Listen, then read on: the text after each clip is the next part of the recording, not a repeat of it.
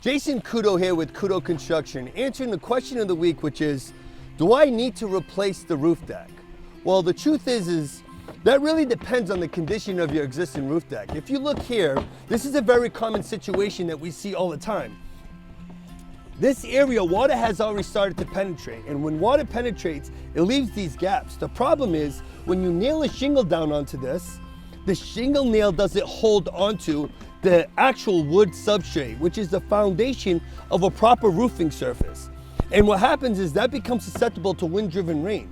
Here's a perfect example of wood that has been sitting in water and has water infiltration. You can see how this literally, for one, it's like a sponge, and two, it literally falls apart. There is no way that this is gonna hold on to a shingle nail and hold on your roofing onto your roof, which is really the basis of having a roofing system on your roof. So you're definitely gonna wanna make sure that your roof deck is inspected before you get your roof installed, so you can make sure that you have that full life of that manufacturer's warranty.